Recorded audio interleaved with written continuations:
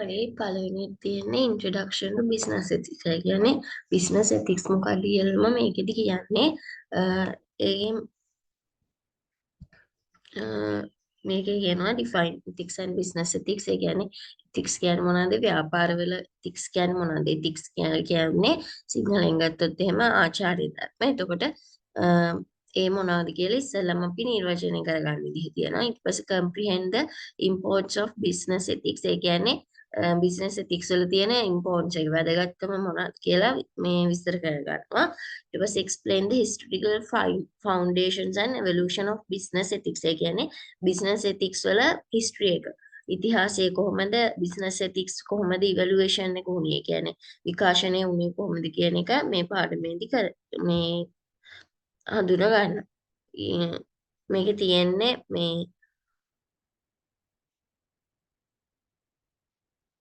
what would you die for කියන්නේ මේ ඔයා ඒ කියන්නේ මේ මිනිස්සු විදිහට ගත්තාම මිනිස්සු ඒ කියන්නේ තමන්ගේ ජීවිතේ උනත් දෙන්න කැමති දෙයක් තියෙනවානේ ඒ මොකක්ද කියලා තමයි මේකේ කියන්නේ. ඒ කියන්නේ මේකෙදි කියන්නේ find what you would die for and live for it. ඒ කියන්නේ ඔයා මැරෙන්න තරම් තියෙන මොකක්ද කියලා මේ අඳුනගෙන ඒකට වෙනුවෙන් ජීවත් වෙන්න කියලා තමයි කියන්නේ.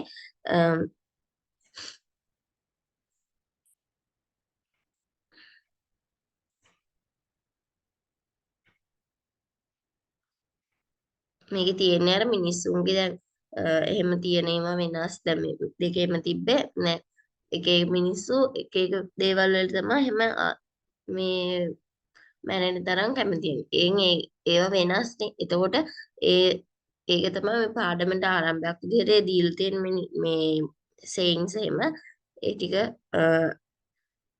ඒ කියන්නේ මිනිස්සු එතකොට දැන් හොඳයි කියලා පිළිගන්න දේ වැරදි කියලා පිළිගන්න දේ වෙනස්නේ. ඒක තමයි අර ඒකට ආරම්භයක් විදිහට තමයි අර sayings ටික දීලා තිබ්බේ. දැන් මේක දීලා තින්නේ how do we know what is good and what is bad. ඒ කියන්නේ අපි කොහොමද දන්නේ මොකද්ද හොඳ සහ මොකද්ද වැරදි කියලා අපි කොහොමද අඳුනගන්නේ කියලා තමයි කියන්නේ. එතකොට ඒකට උත්තරයක් විදිහට ethics කියලා කියන්නේ අපි නිර්වචනය කරගන්න යන්නේ ethics කියලා ඉස්සෙල්ලා නිර්වචනය කරගත්තොත් ethics කියන්නේ මේ විදිහට නිර්වචනය කරගන්න පුළුවන්. ඒ කියන්නේ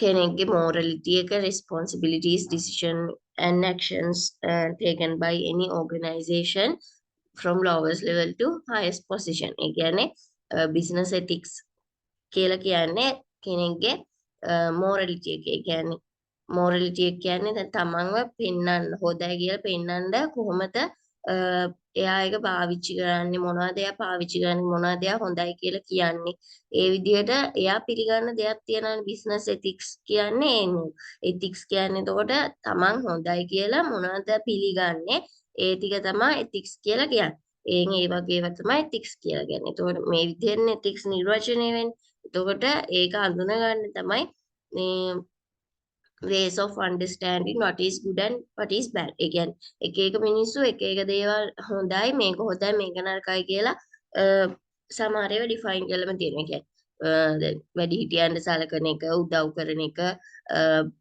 මොනාරි එහෙම සතුන්ට කරුණාවන් සලකන එක ඒ වගේ දේවල් මේ මිනිස්සු කියනවනේ මේ ටික හොඳයි කියලා. ඒ කියන්නේ ඒ විදිහට මේ සමාජයේ මිනිස්සුම පිළිගන්නවා ඒක හොඳයි කියලා. එතකොට ඒ විදිහට මේ ඒක අපි හොඳයි කියලා කියන්නේ සමාජ මිනිස්සු ඒක හොඳයි කියලා කියන්නේ. ඒ වගේ මේ කොහොමද මොකක් හරි හොඳයි නැත්නම් මොකක් හරි මේ දේ නරකයි කියලා කියන්නේ කොහොමද කියලා තමයි මේ තියෙන්නේ.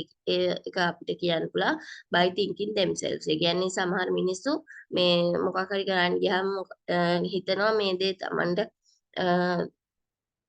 තමන් මේක කළොත් අනිත් අයට හොඳක් වෙනවද තමන්ට හොඳක් වෙනවද එහෙනම් ඒක කරන එක හොඳයිද කියලා තමන්ම හිතලා බලන්න. එතකොට එයා ඒක තීරණය කරනවා මේක හොඳයි නැත්නම් මේක නරකයි කියලා.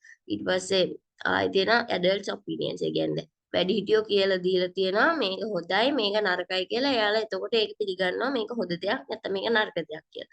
ඊට පස්සේ සෝෂල් නෝම්ස්. ඒ කියන්නේ සමාජයේ තියෙන නෝම්ස්. සමාජයේ විසින් පිළිගෙන තියෙන දේවල් තියෙනවනේ. පුදුවේ සමාජය කියනවා මේ දේ හොඳයි කියලා. එතකොට මිනිස්සු ඒක පිළිගන්නවා හොඳයි කියලා. සමහර සමාජයේ පිළිගන්න දේවල් තියෙනවා හොඳයි කියලා. සමහර මිනිස්සු ඒක හොඳයි කියලා පිළිගන්නේ නැහැ. ඒ විදිහට තියෙනවා. එතකොට ආයෙ තියෙනවා බයි එක්ස්පීරියන්ස්. දැන් මොන හරි වැඩක් කරලා එයාට එක්ස්පීරියන්ස් එකක් තියෙනවා මේක කළාම එන්නේ මේ හොඳ ප්‍රතිඵලයක්. ඒ හින්දා මේක හොඳ දෙයක්. එහෙම තියෙනවා. නැත්නම් මේක කළාම එන්නේ නරක ප්‍රතිඵලයක්. ඒ හින්දා මේක නරක දෙයක් වෙන්න ඕනි කියලා එයා තීරණය කරනවා. ඊට පස්සේ through education. ඒ කියන්නේ අධ්‍යාපනය හරහා මොනවද හොඳ මොනවද නරක කියලා එයාට තීරණය කරන්න පුළුවන්. ඊට පස්සේ family background. ඒ කියන්නේ සමහර family backgrounds තියෙනවානේ. කියන්නේ පවුල් පසුබිම්. එතකොට සමහර පවුලක් හොඳයි කියලා කියන දේ අනිත් පවුල හොඳයි කියලා කියන්නේ නැහනේ. මේ ඒක කොහොමද පේන්න තියෙනවානේ. එතකොට ඒ වගේ දේවල් කියන්නේ family එකේ culture එකත් එක්ක එයාලා කියන්නේ මේ දේ හොඳයි කියලා. එතකොට සමහර ෆැමිලිස් කියනවා ඒක හොඳ නෑ ඒ විදිහ ගැලපෙන්නේ නෑ ඒ හින්දා ඒක නරකයි කියලා එයාලට පිළිගන්නවා. ඒක ඒ විදිහට හොඳයි නරකයි කියලා අඳුන ගන්න විදි මේ විදිහට ගන්න පුළුවන්. ඊට පස්සේ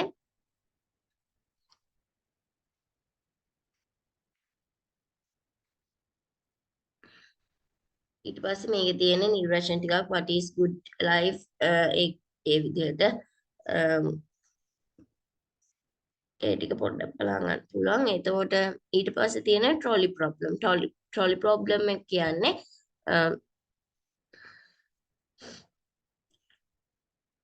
එයාට තේරෙන මේ ඒ කියන්නේ මිනිස්සෙක්ට කියන්නේ තීරණය කරන්න වෙනවනේ. එතකොට මොකද්ද හොඳ මොකද්ද නරක කියලා. එතකොට ඒ විදිහට තීරණය කරන්නෙද්දී එයාට ඒක තීරණයක් ගන්න අමාරු වෙන තැනක් තියෙනවා. ඒවට තමයි ඒකට උදාහරණයක් තමයි trolley problem එක කියන්නේ. එතකොට ඒ වගේ දෙයක් වෙන්නේ ethical dilemma එකක්. එතකොට ඒ කියන්නේ ඒකට අපි කියන ethical paradox නැත්නම් moral dilemma කියලා. එතකොට ඒ විදිහට කියන්නේ ethical dilemma is a situation which an agent stands under two conflicting moral requirements none of which overrides the other. ඒ කියන්නේ එක මිනිසෙක් ඉන්නවා එයාට තියෙනවා එයාගේ moral requirements වලට අනුව එයා ඒ moral requirements දෙක අතරම ගැටෙනවා. ඒ කියන්නේ ඒ විදිහ දෙයක් තමයි වෙන්නේ. කියන්නේ මොකද්ද හොඳ? එයාට එක moral requirement එකක් තෝරගන්න වෙනවා. හැබැයි ඒක අනිත් එකට වඩා හොඳයි කියලා කියන්නත් බෑ. ඒ කියන්නේ මේක හොඳයිම කියලා එයාට ඒක තීරණය කරන්නත් බෑ. අරක නරකයි කියලාම එයාට ඒක ප්‍රතික්ෂේප කරන්නත් බෑ. ඒ දෙකම තෝරගන්න වෙනවා. එතකොට ඒ දෙකෙන් එකක් තෝරගන්න වෙන අවස්ථාවක ඒ දෙකම තෝරගන්න බෑනේ. එතකොට ඒ විදිහට මේ moral requirements වල එයා ගැටෙනවා නම් ඒ දෙක අතර ගැටෙනවා නම් ඒකට අපි කියනවා ethical dilemma එකක් කියලා. එතකොට ethical dilemma එකකට උදාහරණයක් තමයි trolley problem එක කියන්නේ. trolley problem එකේදී වෙන්නේ දැන්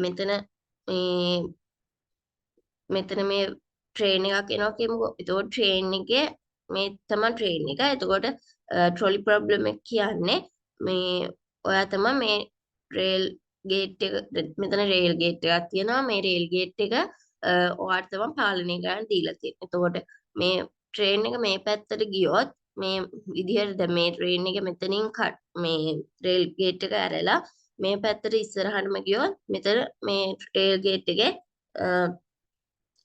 මිනිස්සු 5 දෙනෙක් ඉන්නවා.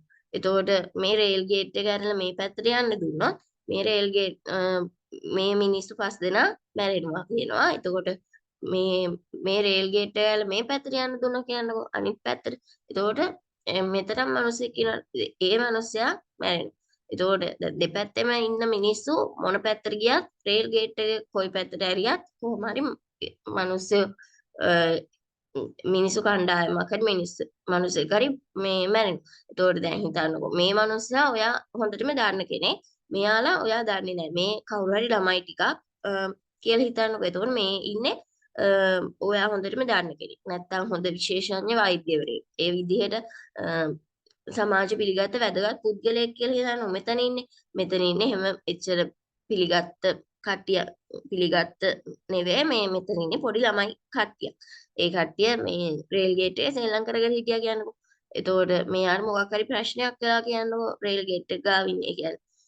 එහෙම වුණාම දැන් මේ එතකොට මේ දැන් සමහර විට දැන් මේ රේල් ගේට් එක ඇවිල්ලා මේක ඉස්සරහටම යන්න දීලා මේ එක මිනිස්සෙක් බේර ගන්නවා. ඔයා හොඳටම අඳුනන මිනිස්සෙක් නම් එතකොට ඔයා මේ මිනිස්සාව බේර ගන්නවද අර මිනිස්සයා අර මිනිස්සු ටික බේර ගන්නවද කියන එක ඔයා ඩිසයිඩ් කරන්න ඕනේ. එතකොට ඒක තමයි ඔයාගේ ඔයාට තියෙන මේ ඔයාගේ අර මේ ඔයා හිතන දේවල් එක්ක ඔයා ගැටෙනවානේ. එතකොට ඒ ගැටීම තමයි අපේ ප්‍රොබ්ලම් එක වෙන්නේ. එතකොට ඔයා මේ පැත්තට තීරණය කළොත් එහෙනම් මෙතන ඉන්න මනුස්සයා මැරෙනවා. එතකොට ඔයා මේ එක්කෙනා බේරගන්න ගියොත් මේ පැත්තේ ඉන්න එක්කෙනා මැරෙනවා. මේ ළමයි කණ්ඩායම. එතකොට මේ කට්ටිය නිකන් කණ්ඩායමක් මේ ඔයාගේ යාළුවෙක් කියලා හිතුවොත් ඔයා මූලිකත්වය දීලා තියෙන ඔයාගේ දන්න හින්දානේ යාව බේරගන්නේ මූලිකත්වය දීලා.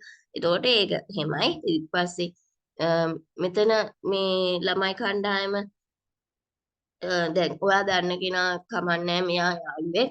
මෙතන එක්කෙනා ඉන්නේ. මෙතන 5 දෙනෙක් ඉන්නවා. ඒ හින්දා මම මෙයාලව බේර ගන්නවා කියලා හිතුවොත් ඔයා මේ මිනිසුන්ගේ ගාන බලලා තමයි මේ ඒ කියන්නේ එක මිනිහෙක් මරන්න කමන්නේ මෙතන 5 දෙනෙක් බේර ගන්න පුළුවන්. ඒ විදිහට සමහර හිතන්න පුළුවන්. එතකොට නැත්තම් දැන් මෙතන අපි හිතමුකෝ වැදගත් පුද්ගලයෙක් ඉන්නේ කියලා. එතකොට එයාව බේර ගන්න ඕනේ මොනවා වුණත් මේ කියලා හිතලා ඔයා එයාව බේර ගන්න පුළුවන්.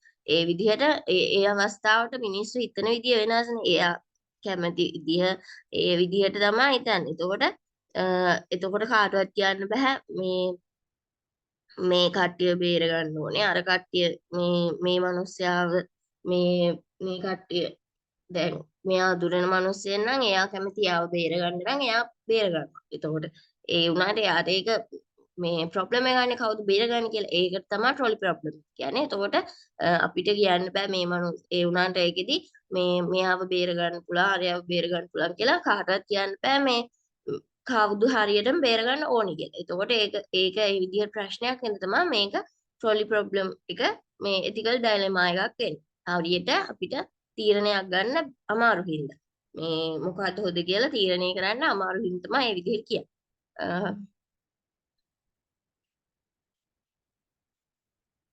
ඊට පස්සේ දැන් තමයි තියෙන definitions of ethics. ethics කියන්නේ මොනවද කියලා දැන් තමයි අපිට define කරලා තියෙන්නේ. අර අපි හොඳ නරක මොකක්ද කියලා තීරණය කරන්න ඕනේ. එතකොට ඒක අපි මේ තීරණය කරන එක එහෙම හඳුනාගත්තට පස්සේ තමයි දැන් ethics නිර්වචනය කරන්න අපිට පුළුවන් වෙන්නේ. එතකොට inquiry into the nature and grounds of morality where the term morality is taken to mean moral judgments, standards and rule of conduct. ඒකෙදි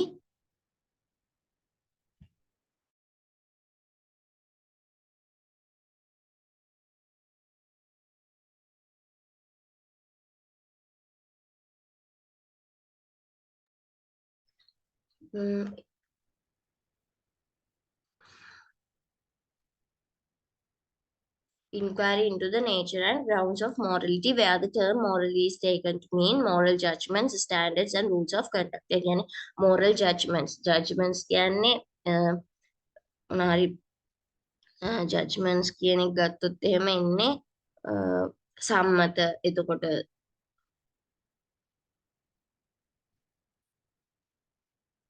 සම්මත standards කියන්නේ සම්මත judgments කියන්නේ කවුරු හරි මේක හොඳයි කියලා තියෙනවා නම් ඒ විදිහට කියනේවනේ.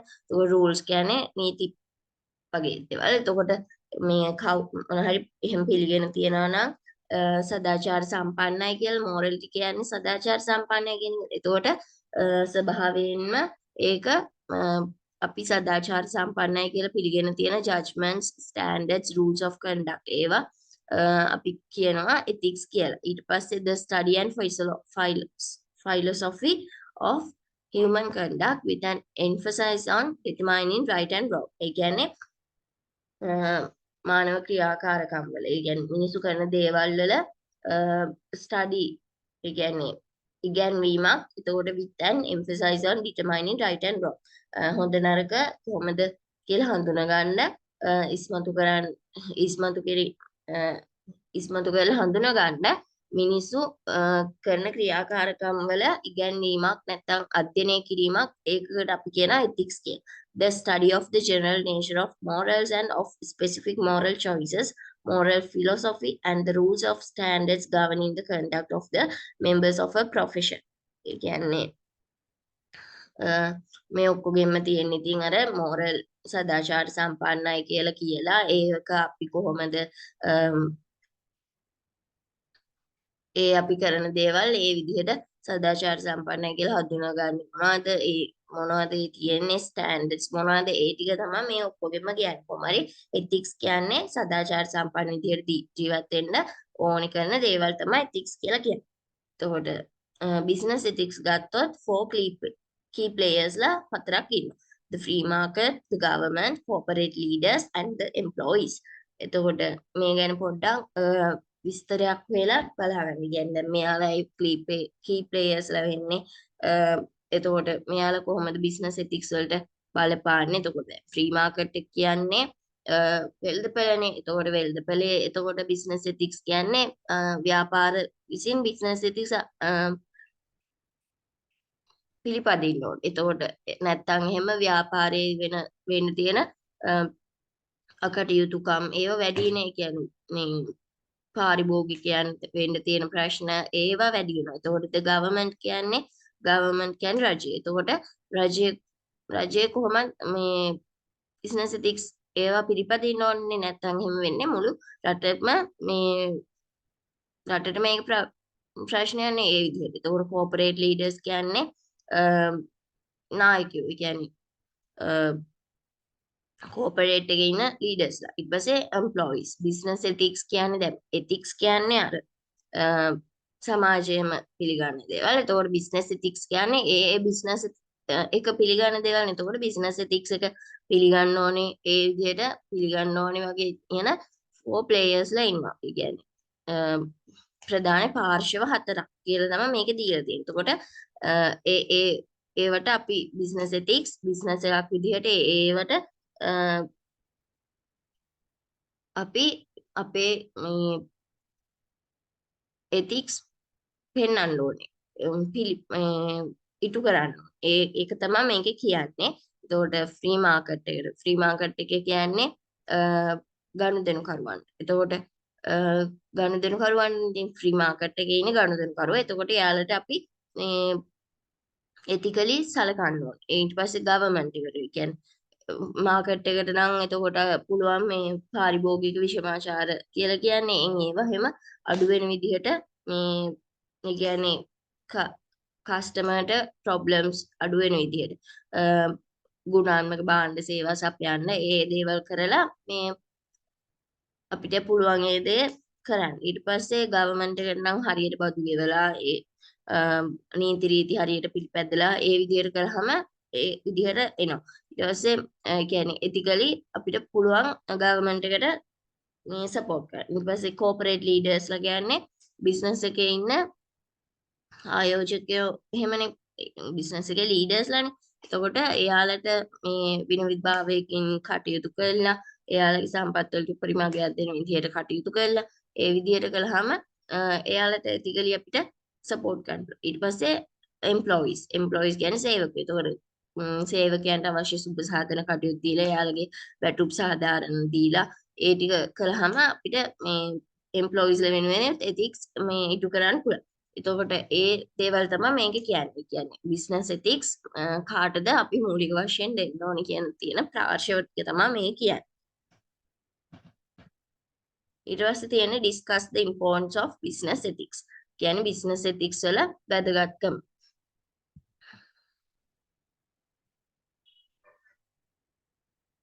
එතන තියෙනවා මේ ethics කියන වචනේ තේරුනේ කොහොමද කියලා. People take decisions according to ethics. People take decisions. ඒ කියන්නේ මිනිස්සු මොකද්ද හරි වැරද්ද කියලා අඳුනගෙන ඒ අනුවනේ යාලා තීරණය ගන්න. එතකොට ඒක තියෙන්නේ ethicos ග්‍රීක වචනයක් ඒක. එතකොට ඒකෙදි ඒකෙන් තමයි මේ ethics කියන වචනේ ඇවිත් තියෙන්නේ. එතකොට ග්‍රීක වචනේ තේරුම වෙන්නේ custom නැත්නම් character. කියන්නේ එයාලගේ තියෙන character කියන්නේ එයාලා කස්ටම් එක කියන්නේ සිරිත් විරිත් එයාලා හොඳයි කියලා පිළිගන්න දේ ඒවනේ.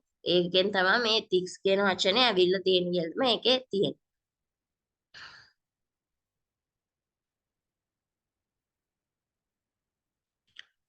ඊට පස්සේ evolution එක තියෙනවා.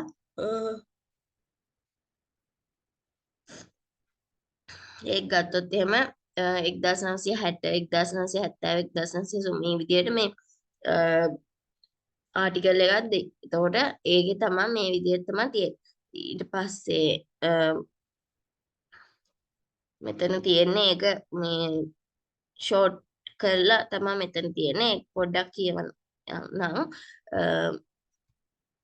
මේක මේ එච්චර අහන්නේ නැහැ. උනත් මේ එවලූෂන් එක සමහර වෙලාවට අහන්න පුළුවන්. ඒ කියන්නේ මේ කොහොමද මේක උනේ ඒ විදිහට අහන්න පුළුවන්. එතකොට before 1960s වල United States went through questioning the concept of capitalism. Capitalism කියන්නේ ධනවාදයෙන්. එතකොට United States ලා එයාලා ප්‍රශ්න කරන්න ගත්තා 1960ට කලින් capitalism ගැන. ඊට පස්සේ in 1920 citizens were provided with a living wage as an income sufficient for education. ඒ කියන්නේ මේ ethics කොහොමද විකාශනය වෙලා ආවේ කියන එක තමයි මේ කියන්නේ. එතකොට ඉස්සෙල්ලම 1920 වල ඒ රටේ ජනතාවට හම්බ වෙනවා ලිවිං වේජ් එකක්.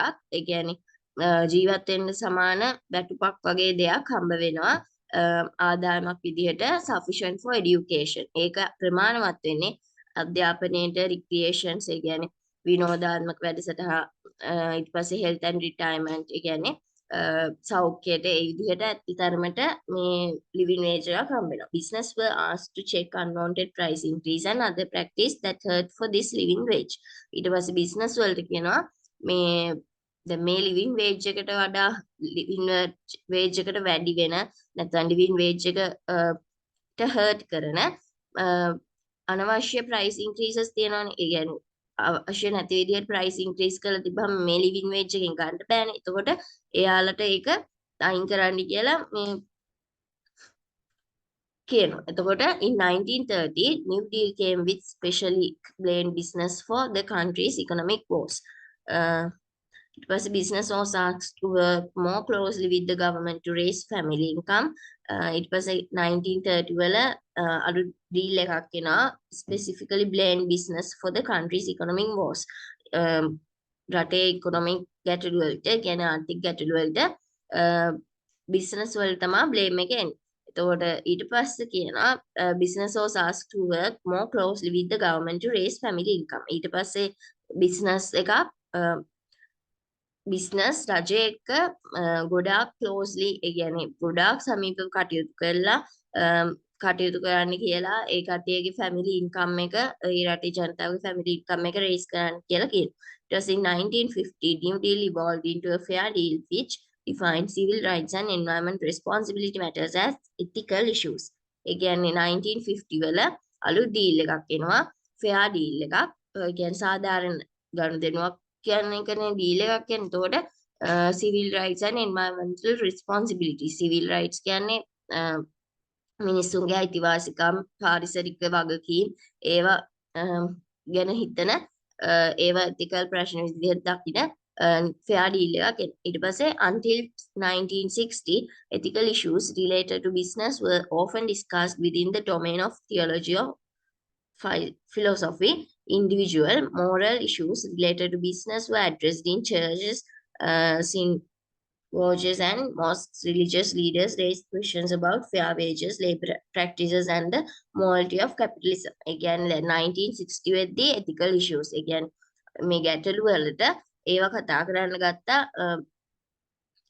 in churches පල්ලිවල ඒ වගේ religious places වල religious leaders ලා ප්‍රශ්න කරන්න ගත්තා ඒ විදිහට ආගමික මේ ස්ථානවල ඒවා ඒ ඉෂුස් ගැන කතා වෙන්න පටන් ගත්තා. ඊට පස්සේ ඒ කියන්නේ ඒවා ගැන ඒ කියන්නේ ෆෙයා වේජස් සාධාරණ වැටුප් ගැන ලේබර් ප්‍රැක්ටිසස් සාධාරණ විදියට ලේබර්ස්ලා කොහොමද ගන්නෙ ඒවට අදාළ ethics ගැන ඊට පස්සේ and the morality of capitalism කියන්නේ ධනවාදයේ තියෙන සදාචාර සම්පන්න බව ඒවා කතා කරගත්තා. ඊට පස්සේ Catholic colleges universities began to offer courses in social ethics.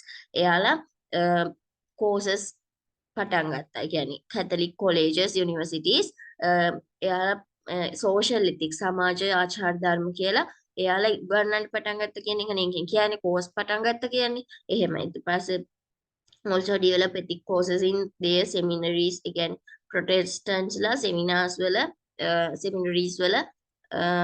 seminaries වල මේ එයාලා ethics courses පටන් ගත්තා. ඒ කියන්නේ ethics කියන එක අපි මේකයි කියලා අර අධ්‍යාපනය දෙනවා වගේ එයාලා ඒක පටන් ගත්තා. මේවයි ethics කියන්නේ ඒ විදිහට. ඊට පස්සේ schools of theology addressed issues concerning morality and ethics.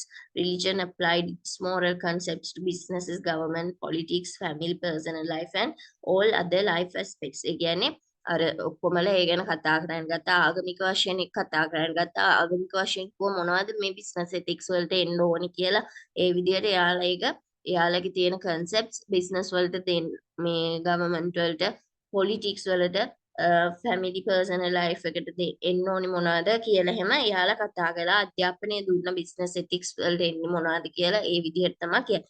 It was 1962 වල President John F. Kennedy delivered a special message on protecting consumer interests in which we outlined four basic consumer rights. අර business වල තිබ්බනේ ආචාර ධර්ම පාඩමේ මම හිතන්නේ ඒක තිබ්බේ අර ව්‍යාපාර ආචාර ධර්ම කියලා මේ consumer rights හතරක් තියෙනවානේ ජෝන් එෆ් කෙනඩි හඳුන්වලා දුන්න ඒ ජනාධිපති මේක හැම හඳුන්වලා දෙනවා කන්සියුමර් ප්‍රොටෙක්ට් කරන්න කන්සියුමර් රයිට්ස් හඳුන්වලා දෙනවා කියන එක තමයි කියන්නේ අර ආරක්ෂාව සලසා ගැනීම අයිති ඒ විදිහට තිබ්බත් ඒතකොට ඒකෙන් මූලික අවශ්‍යතා සපුරා ගැනීමට අයිතිය වන්දි ලබා ගැනීමට ඇති අයිතිය පාරිභෝගික සෞඛ්‍ය ඒ විදිහට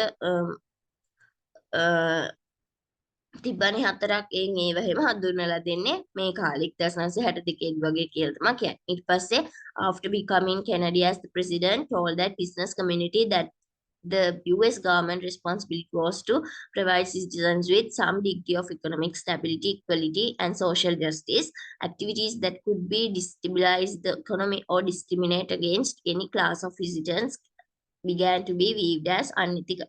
ඒ කියන්නේ ඊළඟට ජෝන් එෆ් කෙනඩි ප්‍රෙසිඩන්ට් වුණාට පස්සේ බිස්නස් කමියුනිටි එකට කියනවා government's responsibility was to provide citizens with some degree of economic stability. ඒ කියන්නේ government එකේ responsibility වෙන්නේ US government එකේ මිනිසුන්ට යම් තාක් දුරකට economic stability එකක්. ඒ කියන්නේ ආර්ථික වශයෙන් ස්ථායි බවක් සමානතාවයක් සමාජ ජස්ටිස් කියන්නේ සමාජ සාධාරණත්වය. ඒ වගේනේ කියන්නේ සමාජීය වශයෙන් යුක්තිය ඉෂ්ට වෙන්න ඕනේ ඒ විදිහට.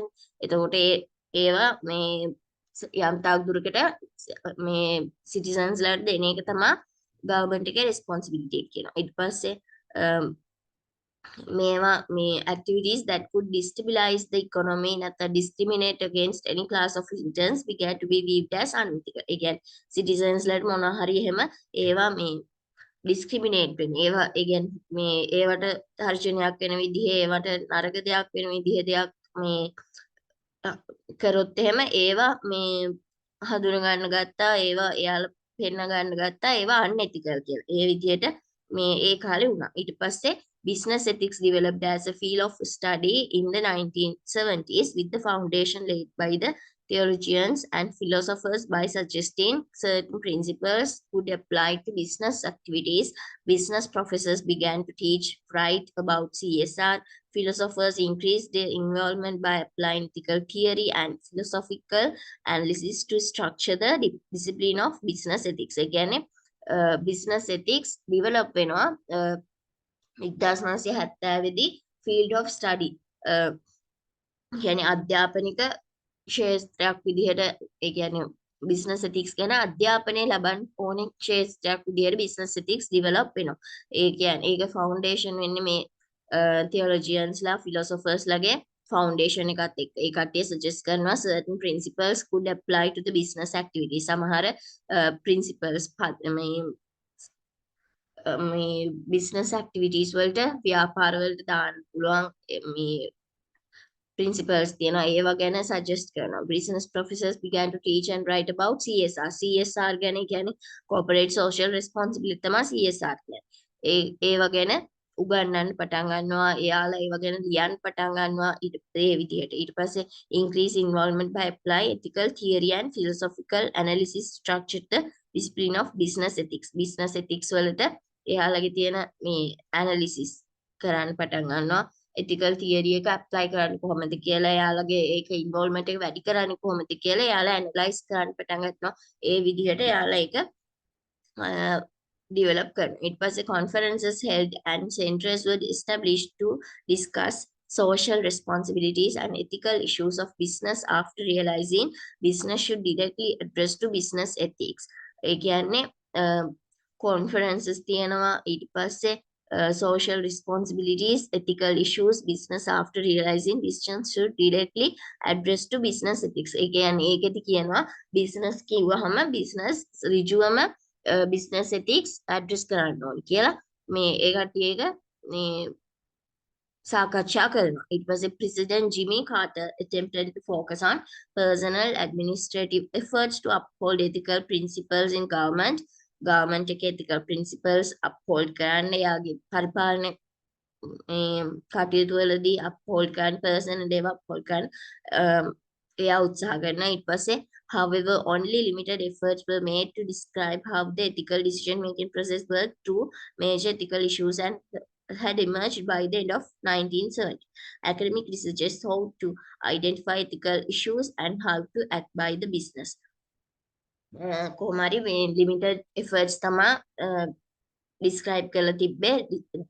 decision making process එක ethically කරන්නේ කොහොමද කියලා. එතකොට මේ major ethical issues වලට එයාලා decision make කරන්න limited efforts තමා අරගෙන තිබ්බේ. ඊට පස්සේ කියන්නේ හොඳටම දියුණු නැහැනේ 1970 යම් තාක් දුරකට දියුණුයි. එතකොට academic researchersලා identify කරන ethical issues and කොහොම يعني ආචාර ධර්ම වශයෙන් තියෙන ප්‍රශ්න මොනවද ගැටලු මොනවද ඒවට කොහොමද බිස්නස් ඇක්ට් කරන්න ඕන කියලා මේ ඇකඩමික් රිසර්චර්ස්ලා මේ හොයනවා ඒ විදිහට තමයි තියෙන්නේ ඊට පස්සේ in 1980 business academics and practitioners acknowledged ethics as a field of study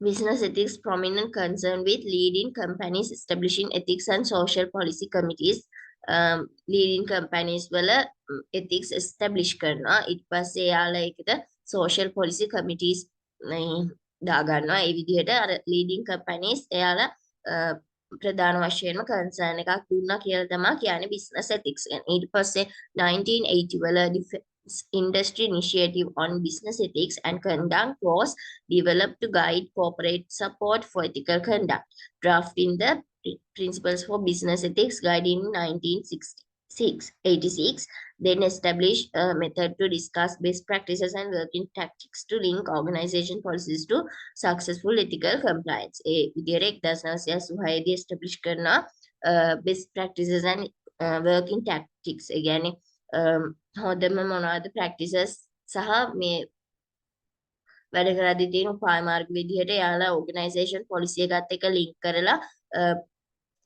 සාර්ථක ethical compliance එකක් කොහොමද හදාගන්නේ ඒ විදිහට යාලා ඒකට තියෙන best practices මොනවද කියලා මේ සාකච්ඡා කරන්න methods එම establish කරනවා. It was proposals that restrict cigarette advertising, banning vending machine sales, ending cigarette logo usage in connection with sports were introduced. ඊට පස්සේ යෝජනා එනවා මේ cigarette advertising restrict කරන්න. ඒ කියන්නේ ඒක නවත්තන්න cigarette advertising නවත්තන්න ඊට පස්සේ vending machine ban කරන්න ඊට පස්සේ ending cigarette logo usage cigarette logo use කරන එක නවත්තන්න ඊට පස්සේ connection with sports ඒ විදිහට යාලා ඒවා ඉන්ට්‍රොඩියුස් කරනවා අර සිගරට් එහෙම මේ රෙස්ට්‍රික්ට් කරන්න නවත්තන්න යෝජනා ඉදිරිපත් කරනවා යෝජනා ඊට පස්සේ Leavitt successfully pushed for many reforms that could have prevented the account ethics scandals. Federal sentencing guidelines for organizations approved by Congress in 1991 said the Organizational Ethical Compliance Program 1990 then agreed company must develop corporate values, enforce its own code of ethics and strive to prevent misconduct. ඒ කියන්නේ 1990 වල agree වෙනවා එයාලා පිළිගන්නවා company must develop corporate values. ඒ කියන්නේ ව්‍යාපාර වශයෙන් තියෙන values මොනවද කියලා එයාලා දියුණු කරගන්න ඕනේ. සංවර්ධනය වෙන්න ඕනේ. මොනවද ඊට පස්සේ එයාලගෙම තියෙන code of ethics. එයාලටම ආචාර ධර්ම පද්ධතියක් හදාගන්න. business එකකට business එකකින් business එකකට වෙන වෙනම ආචාර ධර්ම පද්ධතියක් හදාගන්න මේ එයාලා තීරණය කරනවා. ඊට පස්සේ business ethics appeared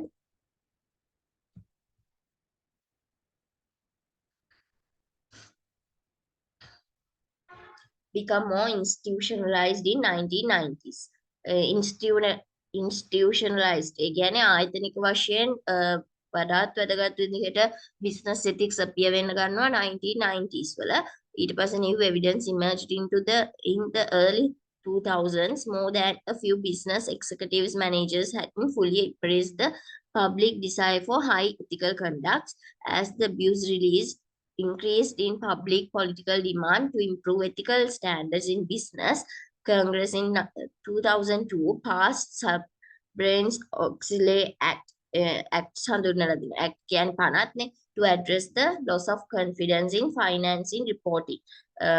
මූල්‍ය වාර්තාකරණය වෙනුවෙන් තියෙන ethics කොහොමද කියලා කියන්න ඒ වගේ ඒ කියන්නේ විශ්වාසනීයත්වය දැන් අඩු වෙලා තියෙන ඒවා නවත්තන්න ඒවට ගන්න පුළුවන් මොනවද කියලා එහෙම 2002 වල Oxley Act එක හඳුන්වලා දෙනවා. ඊට පස්සේ in 2004 amendment to the FSGO required to be well informed about business governing authority ethics program with respect to content implementation and effectiveness.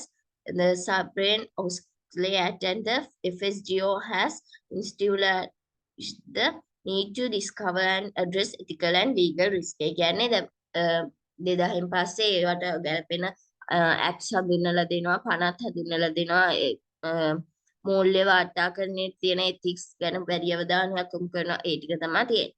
ඊට පස්සේ top management එක ඒ ගැන වැඩියෙන් උනන්දු වෙනවා ඒ විදිහට දැන් business ethics අර මේ විකාශනය වෙනවා. ඊට පස්සේ top management and director board of corporate are responsible to discover unique risk associated with their ethical conduct and develop ethic program to prevent ethical misconducts before it creates crisis. ඒ කියන්නේ top management එකයි director board එකයි වග කියන්න ඕනේ මොන හරි එයාලගේ company එකේ තියෙන unique දේවල් මේ හින්දා unique එයාලට පාවේනික වෙච්ච අවදානම් හින්දා එයාලගේ ethical conduct එකට බලපෑම් වෙනවද ඒ වගේ මේ ethical crisis එකක් ඇති වෙන්න කලින් ethical misconduct වුණාම ethical crisis එකක් වෙන්න කලින් ඒව හඳුනගෙන ඒවට ethical program develop කරන top management එකයි director board එකයි responsible වෙන්න ඕනි කියලා discover කරගන්න. ඊට පස්සේ generally there are high levels of observed misconduct across all industries. Employees in high regulated financial industries, banking, finance, insurance reported relatively lower misconduct rates while public sector reported relatively higher misconduct. ඒ කියන්නේ දැනට උනත් ඉතින් අර public sector එකේ relatively high misconducts තියෙනවා regulated financial industries වල relatively low misconducts තියෙනවා එහෙම කියලා තමයි කියන්නේ. Observed misconducts all industries හැම ක්ෂේත්‍රයකම වගේ හැම කර්මාන්තයකම වගේ තාම misconducts තියෙනවා කියලා තමයි කියන්නේ. ඒතකොට ඒවටත් ethically කොහොමද මේ decisions ගන්න ඕනි කියලා. එතකොට ඒවට අපි තීරණය කරන්න. ඊට පස්සේ තියෙන්නේ evolution of business ethics කළානේ. ඊට පස්සේ මෙතන තියෙන එක short note එකක්. ඊළඟට මෙතන importance of business ethics තිබ්බනේ. ඒක පොඩ්ඩක් බලන්න. importance එක ගත්තාම මෙතන කෙටියෙන් දීලා තියෙනවා essential skill එකක් drives employee behavior benefits the bottom line. ඒ කියන්නේ ethics කියලා ගත්තාම ඒක හැමෝටම වැදගත් දෙයක්. ඒ කියන්නේ මොනවාද හොඳ මොනවාද නරක කියලා පිළිගත්තාම ඒක employees ලාට වැදගත් වෙනවා. එයාලට හොඳට එතකොට performance වැඩි කරලා හොඳට දායකත්වය දෙන්න පුළුවන්. ඊට පස්සේ ගනුදෙනුකරුවන්ට ඒකේ සාධාරණ ඉෂ්ට වෙනවා. රජයට එයාලගේ වැඩවලට සපෝට් එක ලැබෙනවා. ඒ කියන්නේ සමාජයේ වශයෙන් ethically හැසිරෙනවා කියන්නේ සමාජ සුබ සාධනයටත් හොඳයිනේ. එතකොට ඒ විදිහට ethics හින්දා ඉම්පෝර්ටන්ස් ගොඩක් තියෙනවා. මේකේ ඒ ටික තියෙනවා.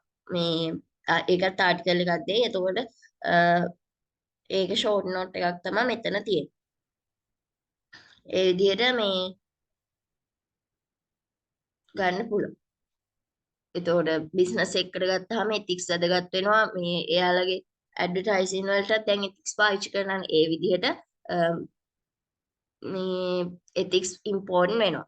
එතකොට අනික දැන් ethics කියන එක මේ බිස්නස් එකක් ethics ethically කටයුතු කරනවා නම් පරිසරයට උනත් ඒකෙන් යහපතක් නෙවෙන්නේ. එතකොට ethically කටයුතු කරන බිස්නස් එකකට තියෙන නීති රීති එහෙම අඩුයි. නෛතික බලපෑම් අඩුයි. ඒවා එහෙම තමයි මේ ethics වල තියෙන වැදගත්කම. ඒ කියන්නේ ඒවන මේ benefits නේ. එතකොට වැදගත්කම කියන්නේ ඉතින් ඒ ethics අයි පාවිච්චි කරන්න කියලා. එතකොට ඒ ටික ගන්න තමයි මේ බිස්නස් එකක් ethics පාවිච්චි කරන්නේ. යාළගේ තියෙන නෛතික බලපෑම අවම කරගන්න. එතකොට ඒ විදිහට ඊට පස්සේ බිස්නස් ඇඩ්වර්ටයිසින් වලට ethics පාවිච්චි කරනවා. එතකොට ඇඩ්වර්ටයිසින් මෙතඩ් එකක් විදිහට ඉම්පෝර්ටන්ට් එක වෙනවා. ඒ විදිහට ගන්න පුළුවන්. එයාලට තරකාරීත්වයට සාර්ථක මුහුණ දෙන්න පුළුවන් ethics වල ඒ විදිහට ඉම්පෝර්ටන්ස් කියන එක වැදගත්කම ඇයි ethics ඕනේ වෙන්නේ කියලා අපිට හඳුනා ගන්න පුළුවන්. එතකොට ඒකට මේ විදිහට ආටිකල් එකක් දෙයි. එතකොට ඒකත් මේ ෂෝට් කරලා හදාගන්න පුළුවන්.